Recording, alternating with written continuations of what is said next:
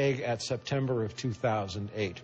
There were derivatives with a notional value, meaning that if you added up all the pieces of paper, were worth $700 trillion. In other words, if they all cashed out at once, you would need to have $700 trillion in cash. And of course, there isn't that much money. So with all of these hedges and derivatives and puts and calls, those are all derivatives, and all these other things they do, all they cared about was making the minimum monthly payment on the credit card bill. In other words, to service the $700 trillion in notional value derivatives, they had to pay a certain amount of cash every month, and God forbid they should all come due. What's happening with all of these bailouts, which are now around 11 trillion if you add up all the U.S. bailouts, they're chasing a $700 trillion derivatives bubble down the drain.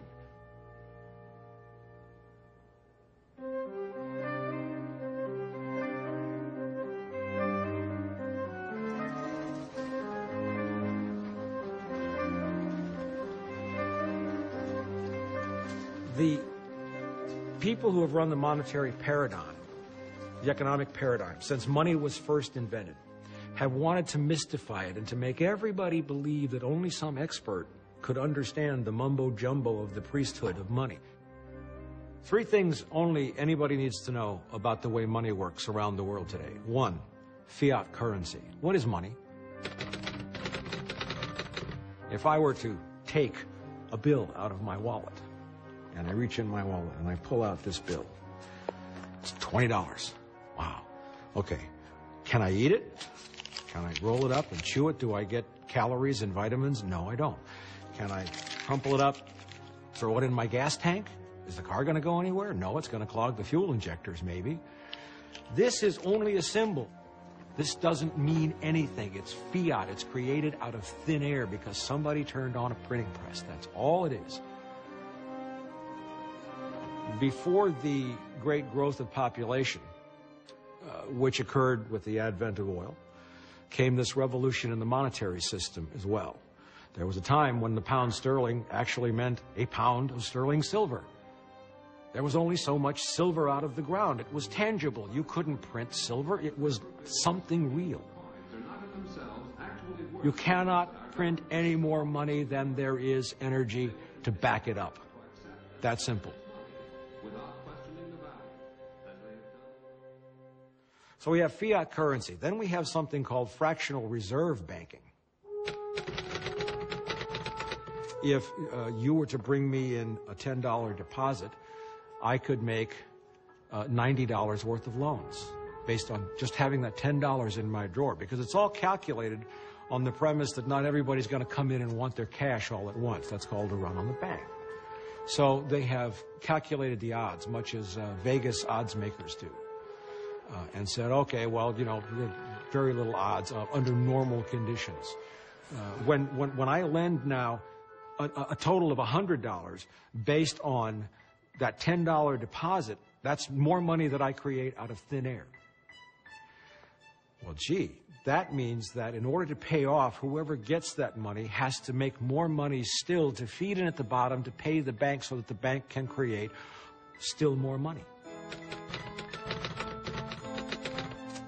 You know, I think it's probably pretty safe at this point in time with the collapse of the U.S. economy to say that pretty much everybody is understanding how compound interest works.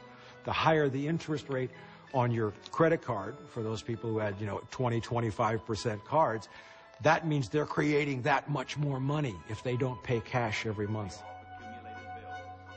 What I have just described is a pyramid scheme. We live in an infinite growth paradigm, which requires growth forever. It's not that Bernie Madoff was a pyramid scheme or Stanford was a pyramid scheme. The whole economy is a pyramid scheme. The whole global economy cannot be sustained. It requires infinite growth. But infinite growth collides with finite energy. First law of thermodynamics, energy can neither be created nor destroyed. The second law, energy converts in only one direction, from usable to unusable. That's called the law of entropy. Things break down, and in every energy transaction, some energy is always lost. So you have finite energy, and you have a financial paradigm which demands infinite growth, and we are at the point of human history where the infinite growth paradigm collides with something that is more powerful than money is.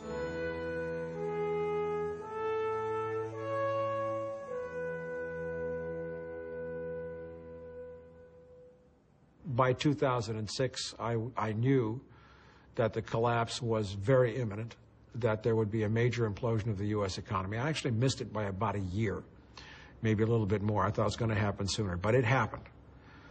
And now that it is happening, these pieces are falling exactly as if everything else we had written, said, done, all the peak oil activists, all the sustainability advocates, our map was proving deadly accurate.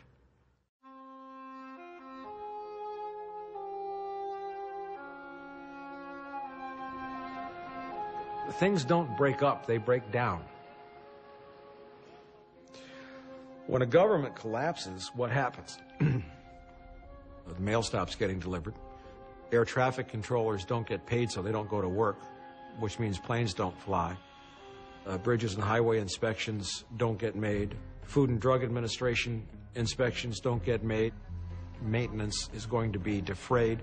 Law enforcement stops working. I mean, it's no secret now. You see the headlines every day. California's bankrupt, Michigan's bankrupt, Ohio's. They're shutting down services left and right. There are tent cities springing up all over the country. There are homeless, displaced people. A great many billionaires, who we would call the elites, a great many very, very wealthy people, are getting crashed, burned, and eaten alive. What you don't hear is the fact that all over the world economies are collapsing much faster than the U.S. economy. Britain is an absolute basket case. There is a curtain of despair descending across Eastern Europe. There's a revolution underway in Greece. It's not riots, it's not civil unrest, it's a revolution. Drug violence right across the border in Mexico. This is all part of the collapse. Pakistan, Afghanistan, there's lots of violence. The people who have run the planet to this point and who are running the planet now are losing control.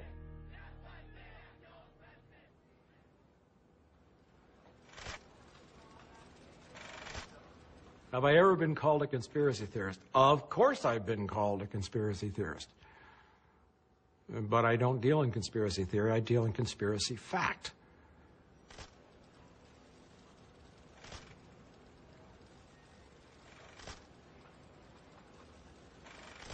You know, somebody once said to me a long time ago, and this was probably back in '84, "Climb down off the cross, asshole, we need the lumber."